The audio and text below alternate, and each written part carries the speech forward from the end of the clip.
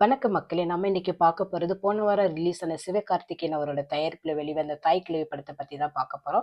இந்த படத்த அறிமுக இயக்குனர் சிவகுமார் முருகேசன் அவர் இயக்கியிருக்காரு. இந்த படத்துக்கு இசை நிவாஸ் கே. பிரசன்னா. இந்த படம் பார்க்குறதுக்கு நல்லா இருக்கு. நகைச்சுவையாவும் ஒரு எமோஷனல் கலந்த படமா இருக்குது. இது முக்கியமா பெண்களுக்கு நல்ல மெசேஜையும் சொல்லியிருக்கிறாங்க. இந்த படத்துல ராதிகா அவங்க கூட பால சரவணன், அருள்தாஸ், சிங்கம்புலி போன்றோர் நடிச்சிருக்காங்க. படம் பார்க்குறதுக்கு ரொம்ப கலகலப்பா இருக்குது.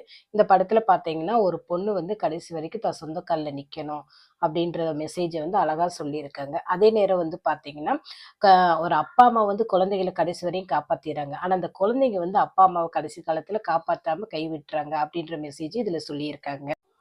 அதே நேரம் பெண்களுக்கு மறுமணத்த பத்தியும் நல்லா சொல்லியிருக்கிறாங்க. ஒரு ஆண் சரியில்ல அப்படின்னா, அவனோட கஷ்டப்படுறத விட, அவன் உண்மையா சரியான ஆள் இல்ல அப்படின்னா, இவங்க அடுத்த வாழ்க்கை அமைச்சுக்கலாம் அப்படின்ற பத்தியும் இந்த படத்துல சொல்லியிருக்கிறாங்க. ஆக மொத்தம் இந்த படம் குடும்பத்தோட பார்க்கலாம் உட்கார்ந்து. நல்ல கலகலப்பாகவும், நல்ல கருத்துக்களை மிக அழகாக சொல்லியிருக்கிறாரு அறிமுக இயக்குனர் சிவகுமார் முருகேசன் அவர்கள். ராதிகா மேடம் அவங்களோட நடிப்பு சூப்பரா இருக்கு. அது மட்டும் இல்லாம அவங்க கூட இருக்கிற எல்லாரோட நடிப்பு அவங்களுக்கு தேவையானத அழகா நடிச்சிருக்காங்க. படம் பார்க்குறதுக்கு நல்ல கலகலப்பா இருக்குது. குடும்பத்தோட உட்காந்து பார்க்கலாம் மக்களே. நன்றி மக்களே.